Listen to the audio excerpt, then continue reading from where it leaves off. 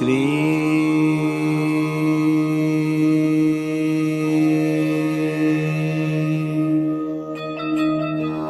बाबा स्वामी नमो नमः।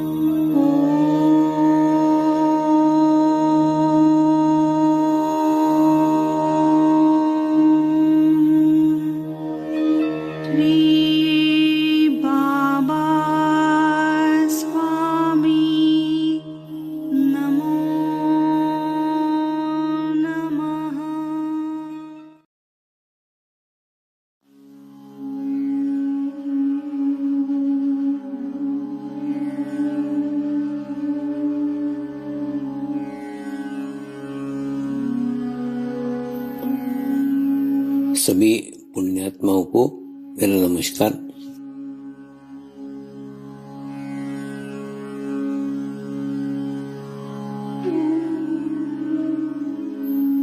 गुरुर्ब्रह्मा गुरुर्विष्णु गुरुर्देवो महेश्वरा गुरु साक्षात् परब्रह्म तस्मै श्री गुरुवे नमः।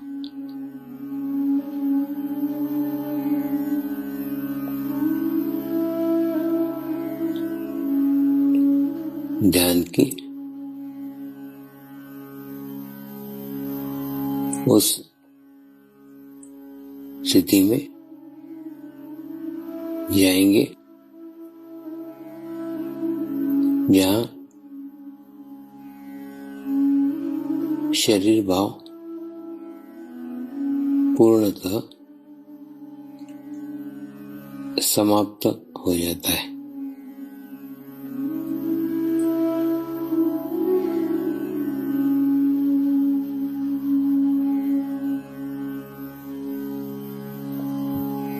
अपने पूरे शरीर को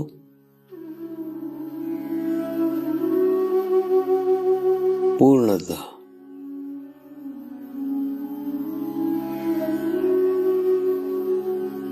शिथिल छोड़ देंगे,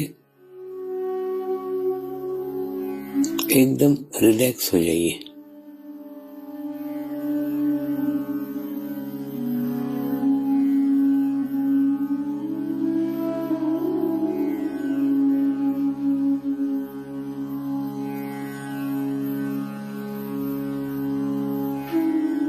मेरे साथ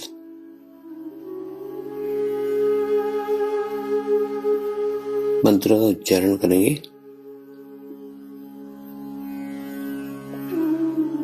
मैं एक पवित्र आत्मा हूँ।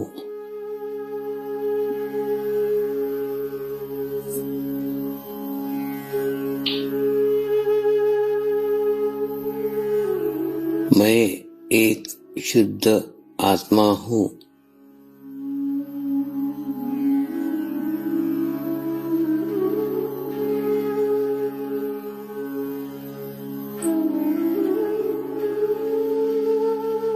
मैं एक पवित्र आत्मा हूँ।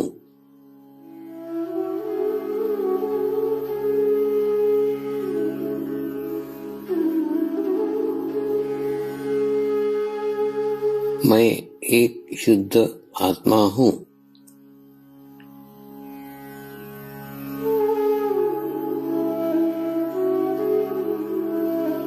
मैं एक पवित्र आत्मा हूँ।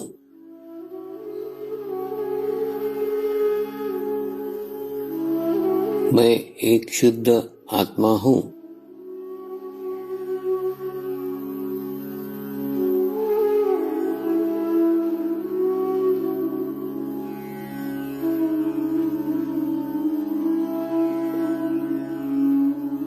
अब इसी आत्मा भाव को बनाए रखते हुए गुरु मंत्र का उच्चारण करेंगे।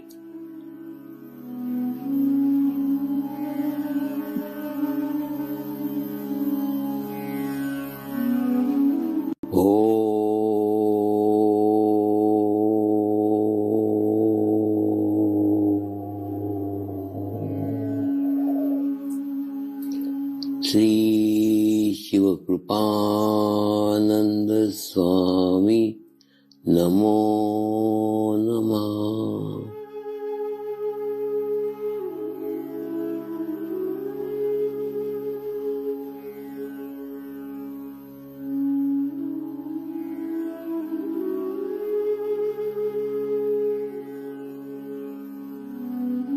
ओम श्री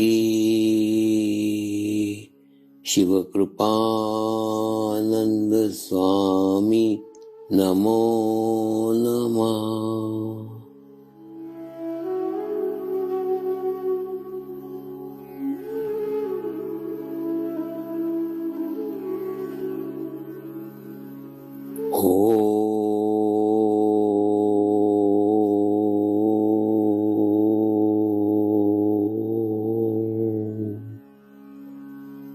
श्री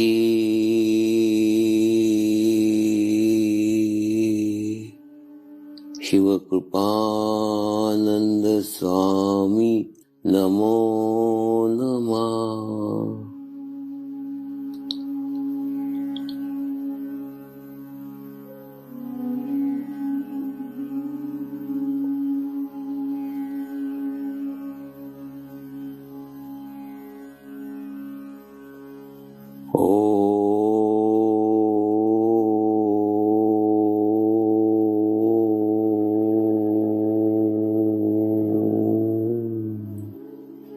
श्री शिव कृपानंद स्वामी नमो नमः।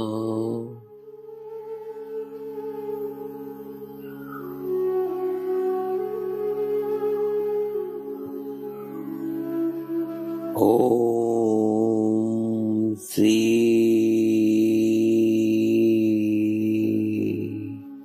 शिव कृपानंद स्वामी नमो नमः।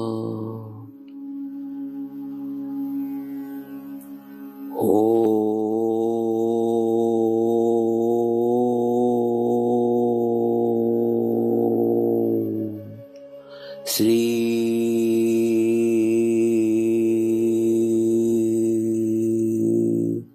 शिव कृपानंद स्वामी नमो नमः।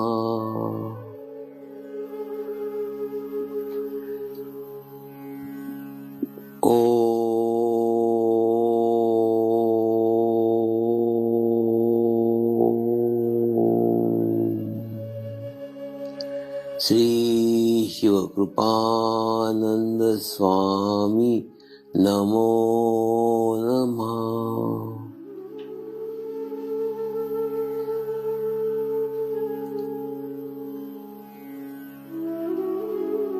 ओम श्री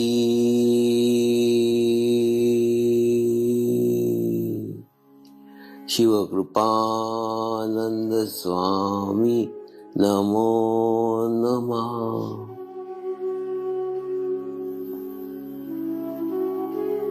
ओम श्री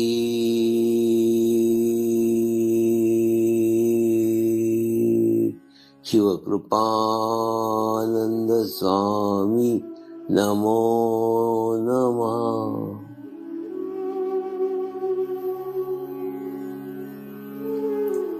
अब आप अपना चित्त सहस्त्रार पे रख के थोड़ी देर के लिए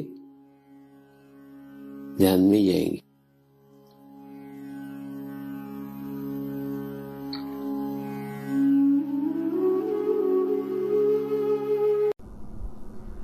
आए हुए सभी परमात्माओं को खरा नमस्कार।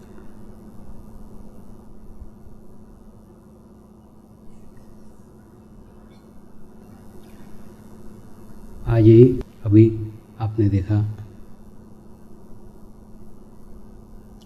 2 ट्रस्टियों का कार्यकाल समाप्त हुआ।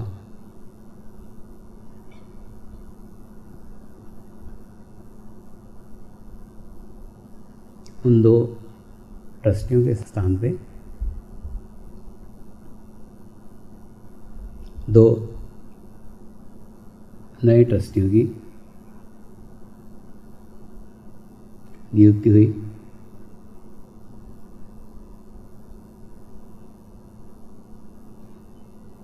ये प्रक्रिया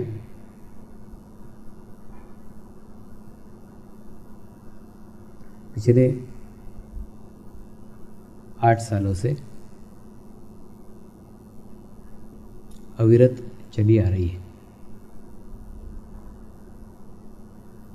इस योजना की प्रेरणा जब प्राप्त हुई तब उसका अर्थ उतना समझ में नहीं आया, लेकिन जैसे जैसे समय बीतते गया वैसे वैसे इस योजना का अर्थ समझ में आया।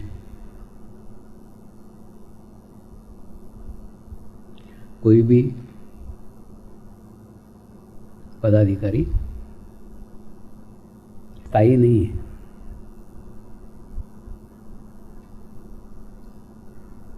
स्थायी नहीं इसलिए कि गुरुदेव चाहते हैं कि प्रत्येक पदाधिकारी को इस बात का एहसास हो कि कोई भी पद स्थायी नहीं है।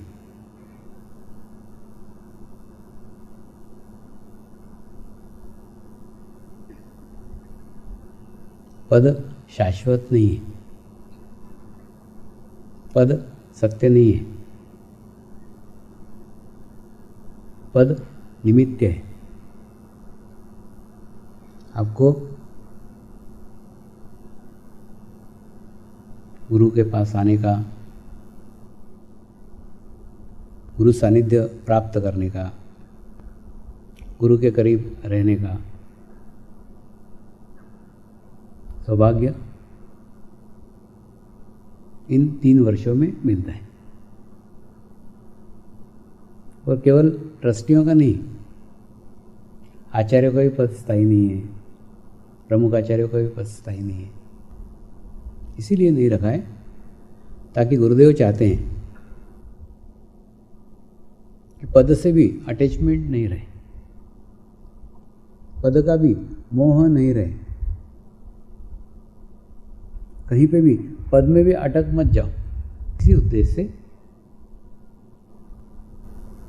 पद को स्थायी नहीं रखा गया। दूसरा एक फायदा है, जैसे एखादा ट्रेनिंग सेंटर होता है कि नहीं, ठीक उसी प्रकार से 3 साल का पीरियड, 3 साल का कार्यकाल एक साधक को तैयार होने में, अहंकार रहित होने में, सामान्य होने में काफ़ी योगदान करता है। यानी 3 साल के बाद साधक एकदम पक्के तैयार हो जाता है और फिर उसको गुरु के भी बाबा गाड़ी की आवश्यकता नहीं रहती, वो अपने ही पैरों पे खड़ा हो जाता है। ऐसे 3 साल के कार्यकाल के बाद जो कार्य करने वाले ट्रस्टी हैं, उन्हीं के पैरेलल, उन्हीं के समकक्ष, उन्हीं के साथ में उन्हीं की योग्यता वाले अन्य भी लोग तैयार हो जाते हैं, जो इस कार्य को वृद्धिगत कर सकते हैं, जो इस कार्य को बढ़ा सकते हैं, जो इस कार्य को आगे चला सकते हैं। और तीसरा फायदा है कि प्रत्येक साधक को इस स्थान पे पहुंचने के लिए अवसर उपलब्ध है। कोई भी पहुंच सकता है, कोई भी पुरुष साधक पहुंच सकता है, कोई भी स्त्री साधक पहुंच सकता है। जानबूझ करके प्रत्येक ट्रस्ट में कुछ स्थान महिलाओं के लिए रिजर्व किए गए, निश्चित किए गए, पक्के किए गए कि वो सीटें सिर्फ उन्हीं को ही दी जाएगी। जैसे भी आपने देखा 2 पुरुष साधक रिटायर्ड हुए, उसके जगह 2 पुरुष साधक आए, ताकि एक स्त्री शक्ति का सम्मान, सिर्फ बातें नहीं करते, स्त्री शक्ति का सम्मान ट्रस्ट में भी बना रहे, सेंटर पे भी बना रहे, प्रमुख सेंटर पे भी बना रहे, सब जगह बराबर बराबर मिलना चाहिए। फिर भी जो प्रशिक्षण वाला प्रचार है वो बराबर से नहीं हो रहा है।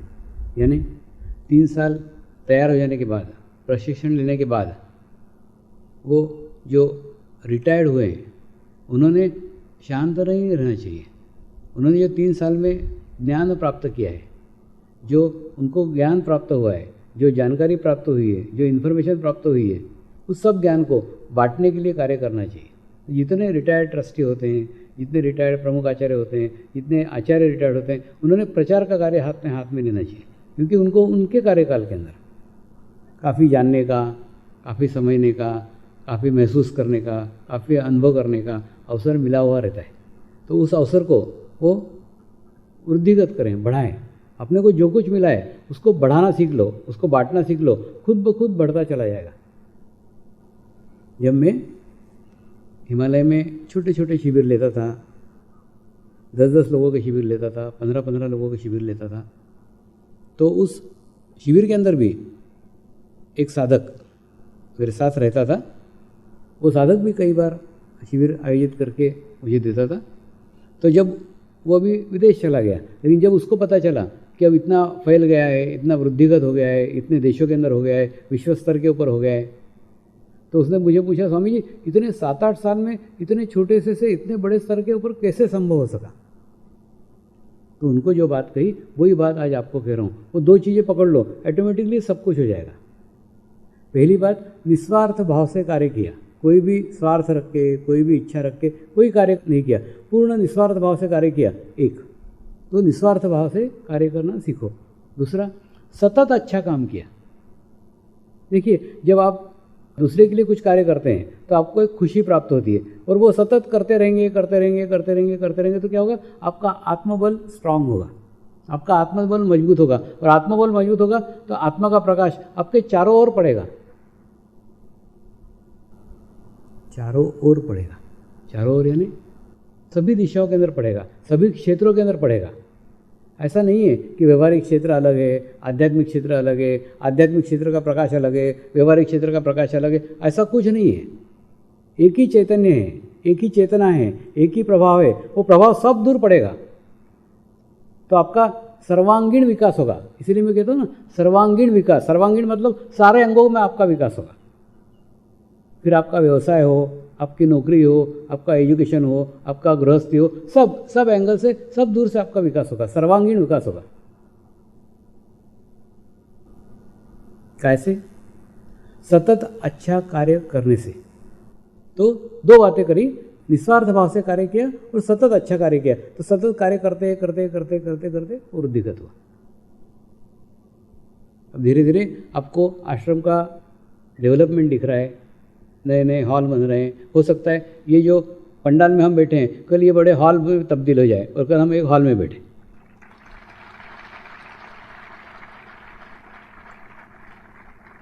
मैं आपको सब इन एंड आउट्स बताता हूँ। देखिए, ये जो है ना, ये सब हो सकता है, होगा, क्योंकि ये बड़ा हॉल होगा। हॉल कौन बनाएगा? मजदूर। पैसा कौन देगा? साधक। तो पैसा आएगा, मजदूर बनाएंगे, लेकिन हॉल बनेगा, हॉल में रहने वाले नहीं होंगे। यहाँ पे कमी किस चीज़ की? आदमियों की कमी है, साधक ही नहीं है। सब पैसा आ रहा है, पैसे से कंस्ट्रक्शन हो रहा है, सब हो रहा है, साधक नहीं है। अगर जो पुराने लोग हैं वो याद करें तो जो लोग पहले थे वही के वही लोग काम कर रहे हैं, उसमें कोई वृद्धिगत नहीं हुआ है। मेरे दृष्टि में जितने लोग पहले थे ना, उतने ही लोग काम करने वाले लोग उतने ही हैं, उसमें कोई संख्या में वृद्धि नहीं, उतने ही लोग हैं। जबकि कार्यक्रम की संख्या कई गुना बढ़ते जा रही है, बार बार बढ़ रही, और उसके कारण हो सकता है कंस्ट्रक्शन बढ़ जाए, माने बहुत बड़ा डेवलपमेंट हो जाए, आश्रम का भी विकास हो जाए, सब हो जाए, लेकिन आश्रम चलाने वाले नहीं हैं। और जब तक आश्रम को चलाने वाले नहीं रहते तब तक उसमें जान नहीं है।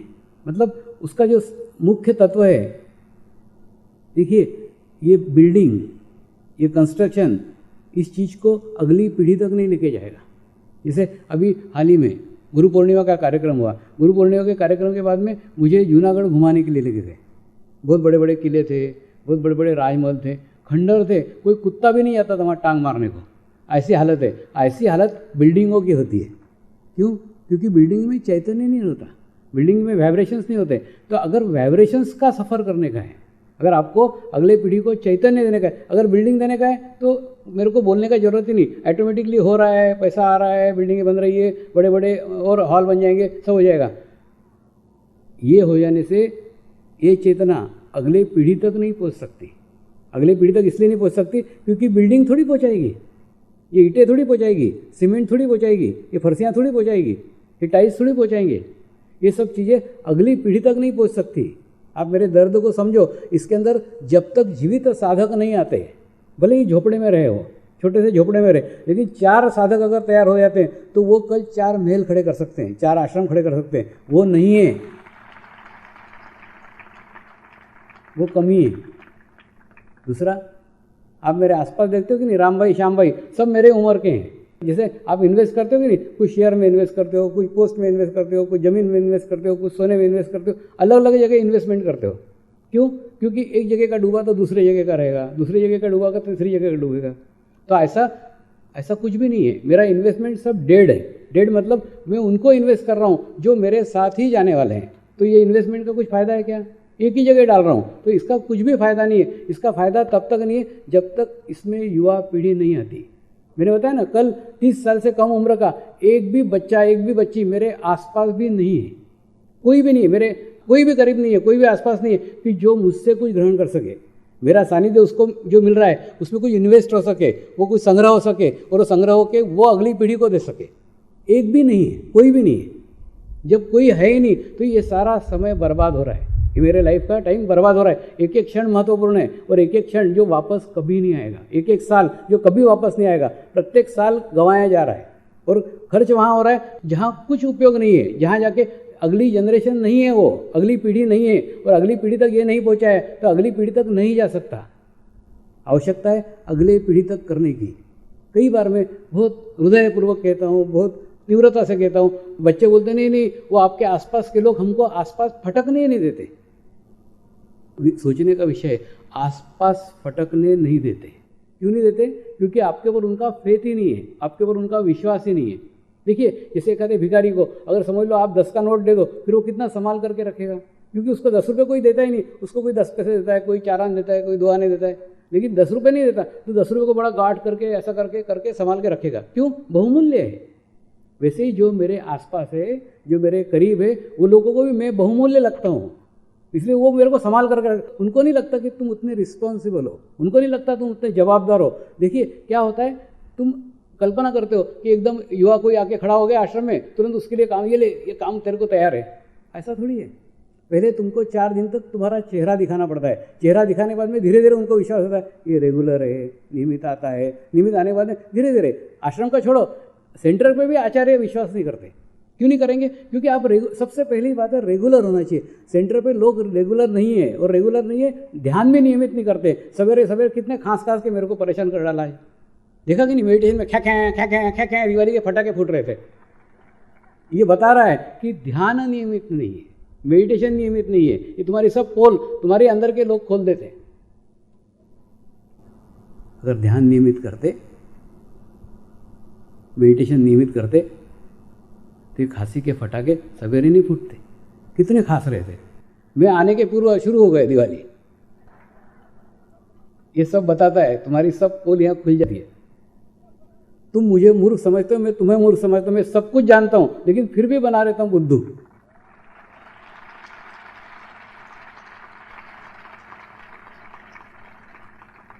सिर्फ इसी आशा में बैठा हूँ, आज ना कल सुधरोगे, कल ना परसों सुधरोगे, परसों से नरसों सुधरोगे, कब सुधरोगे? तो पहले ध्यान के अंदर नियमितता लाओ। ध्यान में नियमितता नहीं है, नियमितता नहीं है, इसीलिए खांसी जवाब दे रही है। क्या होता है मालूम है? वो वाइब्रेशंस, वो चैतन्य सहन करने का आदत ही नहीं है। आदत नहीं तो क्या होगा? अंदर का बाधा निकलेगा, खे खे खे खे खे खे खे खे। एक नहीं, हजारों चल रहे। तो ध्यान में पहले नियमितता लाओ, और जब तक ध्यान में नियमितता नहीं आती तब तक सेंटर पे भी नहीं, आश्रम में भी नहीं, नियमितता नहीं होगी तो कोई भी आप पे विश्वास नहीं करेगा। सबसे पहले आप उनका विश्वास संपादन करो जो मेरे आसपास है, जो मेरे आसपास लोग हैं उनका विश्वास संपादन वो भी चाहते हैं। जब मेरी अकेले में उनसे बैठक होती है, मैं उनको बताता हूँ तुम सब मेरे उम्र के हो, अपन सब जाएंगे तो एक साथ चले जाएंगे, तो अगली पीढ़ी तक ये कैसे पहुँचेगा। वो बोलते स्वामी जी हम तो पूरे तैयार हैं, लेकिन कोई लेने को तो आए। आज के बच्चे रिस्पॉन्सिबल नहीं है, सबसे बड़ी कंप्लेंट उनकी ये कि आज की युवा पीढ़ी रिस्पॉन्सिबल नहीं है। तो जब रिस्पॉन्सिबल नहीं, कैसे रिस्पॉन्स दे सकते हैं आपको, मेरी जवाबदारी वो आपको कैसे सौंप सकते हैं। इसके लिए रास्ता है, धीरे धीरे धीरे धीरे आप उस तरफ आना शुरू करो, धीरे धीरे रास्ता बन जाएगा, धीरे धीरे मार्ग बन जाएगा। मार्ग आपको ही आपका बनाने का है। दूसरा, जिसमें मैंने अभी आपको योजना बताई कि मेरे को 40 लोग तैयार करने के हैं, जो 40 लोग आगे जाके 8 सेंटरों को संभालेंगे, लेकिन उनको कोई मेरे साथ थोड़ी रहने का है, उनको आपस में रहने का है। उनके आपस में रिलेशंस कैसे हैं, आपस में साथ में कैसे रह सकते हैं, कैसे साथ में रह के रहना सीख सकते हैं, ये सब अभ्यास उनको ही उनका करना पड़ेगा। मेरे साथ रहना, मेरे सानिध्य में रहना इतना आसान नहीं है जितना सरल आप समझते हो। ये आसान नहीं है, बहुत सारे नियम हैं, बहुत सारे प्रोटोकॉल्स हैं, इसको समझना, समझ करके समय पे अवलंब करना। समझना अलग बात है, अवलंब करना अलग बात है। अवलंब वही व्यक्ति कर सकता है जिसका अपने शरीर के ऊपर संपूर्ण नियंत्रण है। ऐसे रहते कि नहीं, बड़े बड़े नाटककार जब नाटक सिखाते हैं कलाकारों को तो पहले स्थिर रहना सिखाते हैं। स्थिर रहो, चुपचाप खड़े रहो, हिलने का नहीं। अगर ऐसा खड़ा रहना तुम सीख गए तो तुम नाटक कर सकते हो, और अगर नहीं सीख गए नहीं कर सकते। क्योंकि जब एक पात्र कोई शब्द बोल रहा है, एक पात्र कोई डायलॉग बोल रहा है, उस समय बाकी पात्र के मूवमेंट्स नहीं होना चाहिए। अगर बाकी पात्र के मूवमेंट्स हुए तो उसका इफेक्ट खत्म हो जाएगा। ठीक उसी प्रकार से नियंत्रण होना चाहिए। पहले आपका आपके शरीर के ऊपर नियंत्रण होना चाहिए, आपका आपके शरीर के ऊपर कंट्रोल होना चाहिए। क्योंकि अगर नियंत्रित नहीं होगा तो कहीं पे भी अनियंत्रित हो सकता है। एक दूसरा, मैंने आज सुबह बताया कि हम अर्पण तक पहुंचे। समर्पण अभी दिल्ली बहुत दूर है। इसलिए दूर है क्योंकि अभी मैं के साथ में हमारा ईगो, हमारा अहंकार अभी हमारे साथ में। जब वो सब समाप्त हो जाएगा तो कुछ भी नहीं रहेगा। युवाओं के जब विवाह की बात आती है तो मैं 3 प्रकार लड़कों के सामने, लड़कियों के सामने रखता हूँ। उसमें से कुछ भी चॉइस कर लो, जो तुमको पसंद आए वो रास्ता चुन लो। ये 3 रास्ते हैं, 3 मार्ग हैं। एक मार्ग ये कि आप पूरी रिस्पॉन्सिबिलिटी मेरे ऊपर सौंप दो, मैं उसमें से ढूंढ लेता हूँ, मैं उसमें से खोज लेता हूँ, जो मैच होगा, जो सही होगा वो आपको बता दूँ। एक तरीका ये। दूसरा तरीका ये, तुम तुम्हारा ही खुद चुन लो, और खुद चुनने के बाद में फिर मैं दोनों को साथ में बैठाता हूँ, उनको बताता हूँ कि तुम्हारी बस इस रास्ते से गई तो कहाँ कहाँ खड्डे लगेंगे, कहाँ कमज़ोर पुल मिलेगा, कहाँ खाई मिलेगी, कहाँ बरसाती खड्डे होंगे, सब बताता हूँ। मतलब अगर तुम दोनों मिलकर के शादी करने को निकले तो क्या क्या तकलीफें आ सकती है, क्या क्या परेशानी आ सकती है, वो पूरा रास्ता बताता हूँ यहाँ से वहाँ तक। तुमको क्या प्रिकॉशन लेने के, क्या संभालने का है, वो सब ठीक है। और मैं ब्लेस कर रहा हूँ, मैं तुमको आशीर्वाद दे रहा हूँ, मैं तुम्हारे सब जगह साथ में हूँ, चाहे तुम तुम्हारे मन से शादी करो, चाहे मेरे इच्छा से शादी करो। और तीसरा मार्ग है, तुम कहीं भी शादी करो, किसी से भी शादी करो, पूर्ण समर्पित होकर रहो। जब तुम्हारा खुद का कोई अस्तित्व ही नहीं है तो ना तो कोई कैचेस है, ना तो कोई डिफिकल्टी है, ना तो कोई परिणाम है, कुछ भी नहीं है, क्योंकि तुम्हारा अस्तित्व ही नहीं है। जब अस्तित्व ही नहीं है तो समस्या का है कि, प्रॉब्लम का है कि, कैचेस का है कि, कुछ भी नहीं है। जिसका अस्तित्व है उसका सब कुछ है। मेरे एक ज्योतिषी ने एक मेरी पत्रिका ऐसे हाथ में ली, जन्म पत्रिका, और ऐसी फेंक दी। बोले इसके अंदर इस आदमी को करने जैसा कुछ है ही नहीं, पूरी कुंडली वो उसके ऊपर प्रभावित है कि गुरु का पूरा प्रभाव है इस कुंडली के ऊपर। क्या देखने का इसको, इसका इसके ऊपर कोई नियंत्रण ही नहीं, ऐसे कर लेके ऐसे वापस कर। मैं चाहता हूं ऐसा आपका जीवन होना चाहिए कि आपका खुद का कोई अस्तित्व नहीं, आपका कोई दोष ही नहीं है, तो आप किससे शादी करो, किसके कुछ भी कोई कुछ है ही नहीं ना, आपका अस्तित्व ही नहीं है। संपूर्ण समर्पण है ना, आपका कोई अस्तित्व ही नहीं, तो कोई भी बैड इफेक्ट्स आपके ऊपर आ ही नहीं सकता। ये संपूर्ण समर्पण है। तो 3 मार्ग हैं, ये 3 रास्ते हैं। 3 रास्ते में से कोई भी रास्ता चुन लो, कोई भी मार्ग चुन लो। तो मैं चाहता हूं, मुझे भी अजमेर के शिविर में जाने का है, इसलिए 12 तारीख मेरी आखिरी तारीख है। 12 तारीख तक आपके एप्लीकेशन फॉर्म मदर फादर के सिग्नेचर के साथ मेरे तक पहुंच जाना चाहिए। उसके बाद में 1 जनवरी से जो वो ट्रेनिंग शुरू होगी, उसी के लिए फिर मैं मेरा पूरा साल भर देने वाला हूँ। 2009 उन्हीं युवाओं के लिए देने वाला हूँ, उन्हीं युवकों के लिए देने वाला हूँ। मेरी खूब इच्छा है कि युवा लोग तैयार हो, अगली पीढ़ी तैयार हो। अगर अगली पीढ़ी तैयार होगी तो ही ये चैतन्य की गंगा उसके अगली पीढ़ी तक पहुंच सकती है। ये इसलिए करना भी कर्तव्य है क्योंकि गुरुओं ने उस ऐतिहासिक धरोहर को 800 सालों तक संभाल के रखा है, और उसके खंडित करने के पाप के भागीदार हमको बनने का नहीं है। हमको उसी गंगा को अगली पीढ़ी तक पहुंचाने का। जब तक अगली पीढ़ी तक नहीं पहुंच जाते तब तक हमारी गुरु दक्षिणा संपूर्ण नहीं होती। तो गुरु दक्षिणा यही चाहिए, जो मिला है उसको अगले जनरेशन तक पहुंचाओ, अगले पीढ़ी तक पहुंचाओ। इससे बड़ी गुरु दक्षिणा किसी गुरु के लिए कुछ हो ही नहीं सकती। एक बार मकराना में एक मुस्लिम कारागिर के पास मैं मार्बल का काम देखने के लिए गया, तो उसने उसके बनाए हुए पलंग, उसकी बनाई हुई कुर्सियाँ सब मार्बल का काम किया हुआ था। बहुत सुंदर नक्काशी थी, बहुत सुंदर काम था। देखने के बाद मैं बहुत खुश हुआ, बहुत प्रसन्न हुआ। उस कारागिर को कहा, मैंने ताजमहल देखा था, और ताजमहल देखने के बाद में तब से मैं दुखी था। इसलिए दुखी था कि मुझे लगता था अरे ताजमहल बनाने वाले कारागिर कितने अच्छे थे, आज वो सब चले गए, तो कोई भी अच्छे कारागिर जीवित ही नहीं रहे। लेकिन तुझे मिलने के बाद, तेरे कारखाने को भेंट देने के बाद में पहली बार मुझे ऐसा लगा कि नहीं, कला आज भी जीवित है। वो बहुत खुश हुआ, बहुत प्रसन्न हुआ। बोले स्वामी जी, खरीदने वाले तो हजारों लोग आते हैं, कला को जानने वाला पहली बार आया है। तो जिस प्रकार एक कलाकार की कला है उसके लिए सर्वस्व है, ठीक उसी प्रकार से गुरु के लिए उसका ज्ञान ही सर्वस्व है। उसके ज्ञान को जो संभालने वाला है, जो उसको वृद्धिगत करने वाला है, जो उसको बढ़ाने वाला है, जो उसको आगे पहुंचाने वाला है, गुरु उसके पीछे है। तो आप गुरु कार्य को पकड़ लो। गुरु कार्य सर्वश्रेष्ठ है। गुरु से बड़ा गुरु का नाम है। गुरु छोटा है, गुरु का नाम बहुत बड़ा है। गुरु और गुरु के नाम, इन दोनों में बहुत अंतर है। नाम से आशय गुरु के उस सूक्ष्म शरीर से है जो विश्वव्यापी है, जो विश्व में कहीं पे भी कनेक्ट हो सकता है, कहीं पे भी जुड़ सकता है। आप उससे कहीं भी जुड़ सकते हो, सिर्फ नाम के सहारे।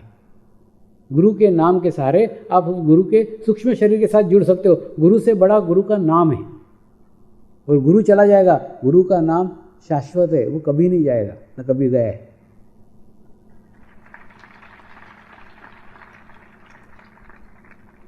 तो आपको आपके दैनिक जीवन में क्या करने का मार्ग आसान लगता है, सरल लगता है, उस मार्ग को अपना लो। अगर गुरु कार्य करना आसान लगता है, गुरु कार्य करो। नामस्मरण करना आसान लगता है, गुरु मंत्र का जाप करो। ध्यान करते आता है, ध्यान करो। जो करते आए, आपको जो श्रेय लगे, आसान लगे, सरल लगे, उसको अपना लो। तीनों मार्ग एक ही स्थान पे पहुँचते हैं, एक ही जगह पे पहुँचते हैं। लगते अलग अलग हैं पर स्थान एक ही है, एक ही स्थान पे पहुँचते हैं। और एक स्थान पे पहुँच जाने के बाद किस मार्ग से आए, किस रास्ते से आए, इसको कोई मायना ही नहीं रहता। और अगला वर्ष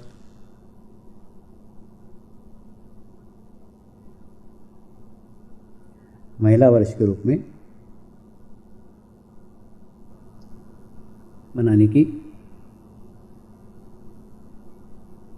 घोषणा की गई है।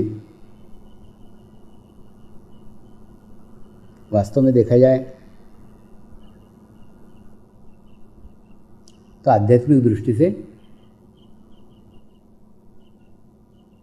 स्त्री और पुरुष ऐसा विभाजन नहीं हो सकता। आत्मा की दृष्टि से स्त्री और पुरुष इसका विभाजन नहीं हो सकता।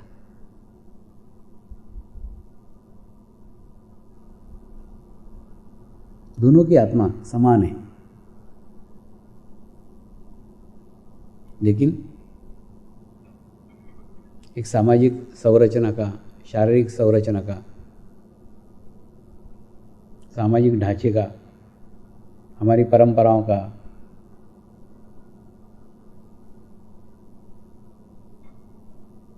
इन सब का आवश्यकता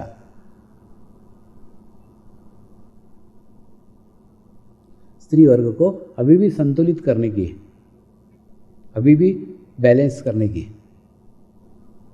क्योंकि जब तक वो बैलेंस नहीं होती, जब तक वो संतुलित नहीं होती, तब तक एक परिवार संतुलित नहीं हो सकता, एक समाज संतुलित नहीं हो सकता, एक राष्ट्र संतुलित नहीं हो सकता, एक विश्व संतुलित नहीं हो सकता।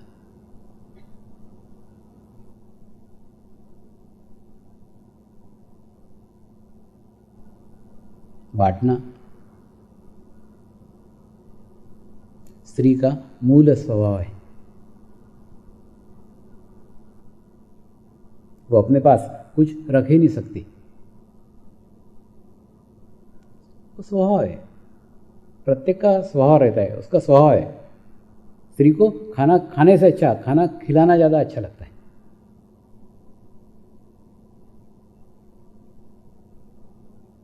उसी स्वभाव के कारण मैं भी चाहता हूँ उस स्वभाव को वृद्धिगत करो, उस भाव को वृद्धिगत करो। महिलाओं के अंदर बहुत अपार शक्ति छुपी हुई है। उस शक्ति का एहसास करो। सिर्फ आप एहसास मात्र करो। जैसे ही एहसास करोगी, आपको भीतर एक संवेदना महसूस होगी, आपके भीतर एक अनुभूति महसूस होगी। फिर उस अनुभूति पे ही चित्त रखो। धीरे धीरे वो अनुभूति ही आपको ज्ञान कराना शुरू कर देगी। वो अनुभूति आपको संकेत देना शुरू कर देगी।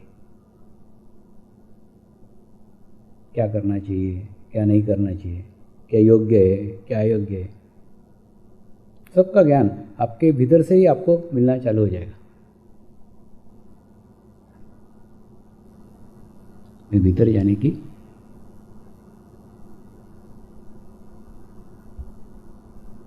मैं अंदर जाने की बात इसलिए कह रहा हूँ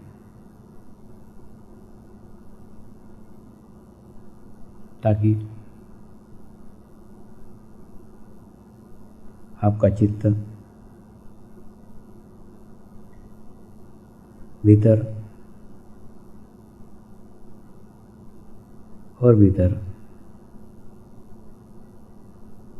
और भीतर चला जाए।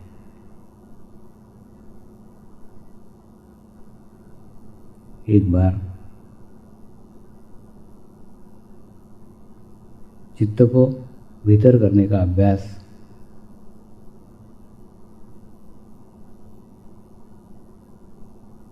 एक बार चित्त को अंदर करने का अभ्यास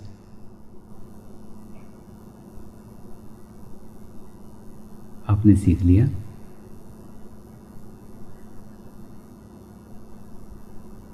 तो चित्त सशक्त होना प्रारंभ हो जाएगा।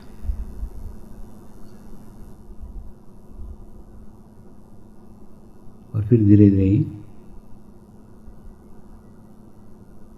सामूहिकता में, कलेक्टिविटी में आपका चित्त नियंत्रित भी होना शुरू हो जाएगा। चित्त सशक्त होना अलग बात है, चित्त नियंत्रित होना अलग बात है। तो अगला वर्ष स्त्री शक्ति के लिए एक स्वर्णिम अवसर है। उस वर्ष का संपूर्ण लाभ लो, चित्त भीतर करने में, चित्त सशक्त करने में, चित्त नियंत्रित करने में। आपके जीवन की सारी समस्याएं ही समाप्त हो जाएगी।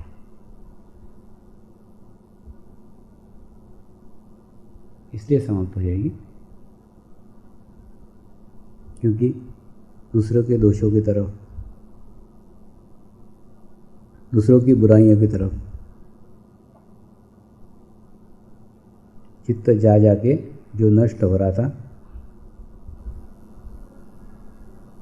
वो नष्ट होना बंद हो जाएगा। और मैं इच्छा करता हूँ कि 2010 में एक महान स्त्री शक्ति का उदय होगा।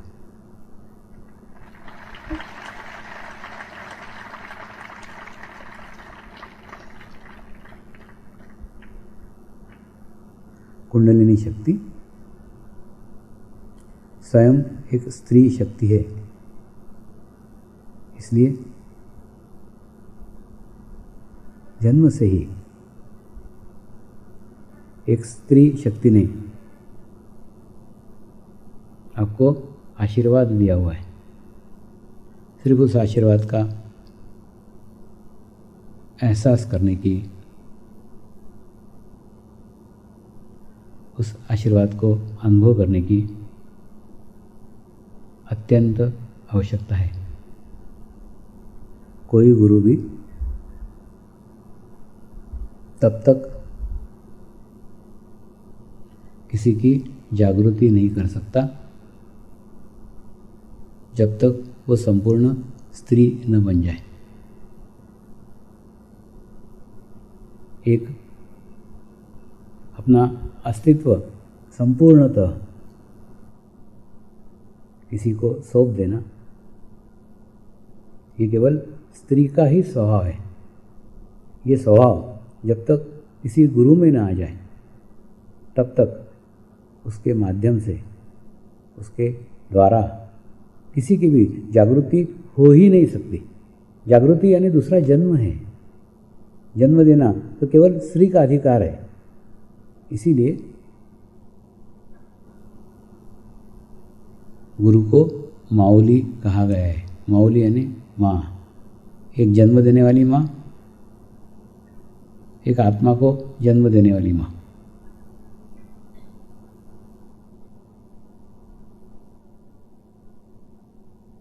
तो एक सामूहिक प्रयास, एक कलेक्टिव प्रयास करती हैं आप, अलग अलग करती हैं, अलग अलग सेंटर के लेवल पे करती है, अलग अलग समय पे करती है, अलग अलग स्थान पे करती है।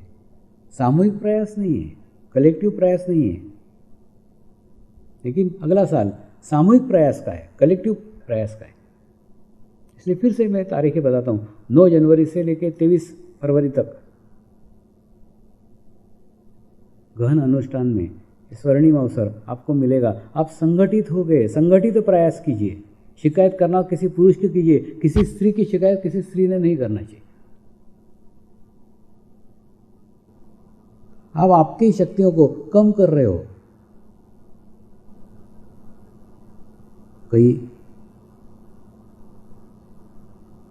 गुरु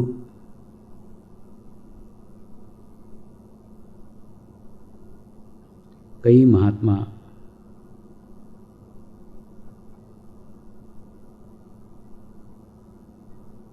हिमालय में स्त्रियों को साधना की बाधा समझ करके भागकर पहुंचे थे।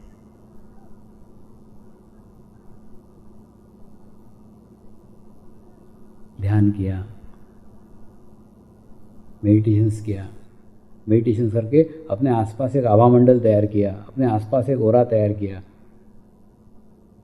और ओरा तैयार करके भी इच्छा रखी कि इस ओरा में कोई भी स्त्री नहीं आनी चाहिए। ऐसे आभा मंडल तैयार किए, ऐसे ओरा तैयार किए, और ऐसे आभा मंडल किए हुए ही गुरु की व्यथा आपको बता रहा हूँ, जिन्होंने एक आभा मंडल तैयार करके रखा था कि उसके आसपास कोई भी स्त्री नहीं आनी चाहिए, लेकिन जब पूर्णत्व तक पहुंचे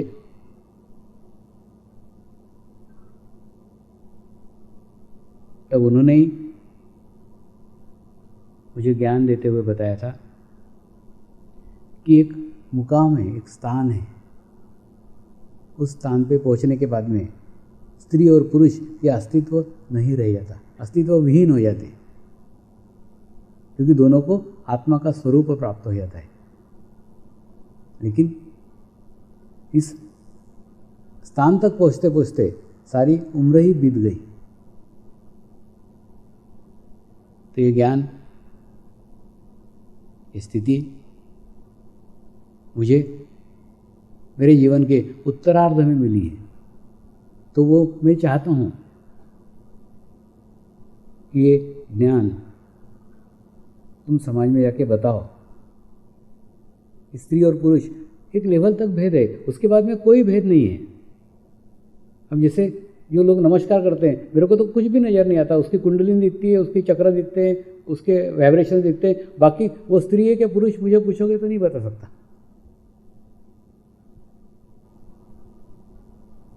ये स्थिति प्रत्येक साधक की हो, ऐसी मेरी इच्छा है।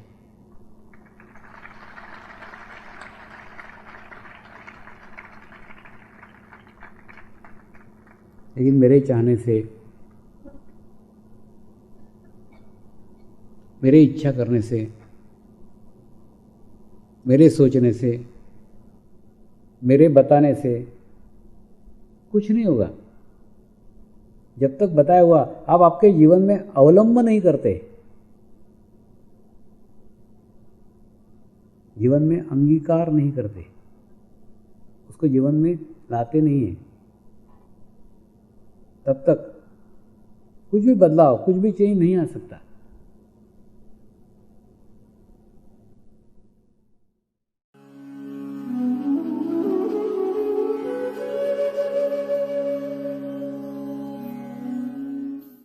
अब हम प्रार्थना करेंगे सभी आत्माओं की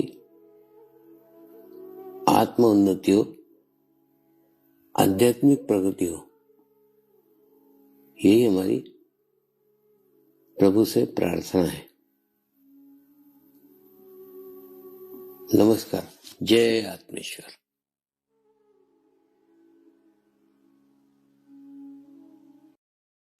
शांति पाठ करेंगे। ओम द्यो शांति अंतरिक्षगम शांति पृथ्वी शांति रापः शांतिरौषधयः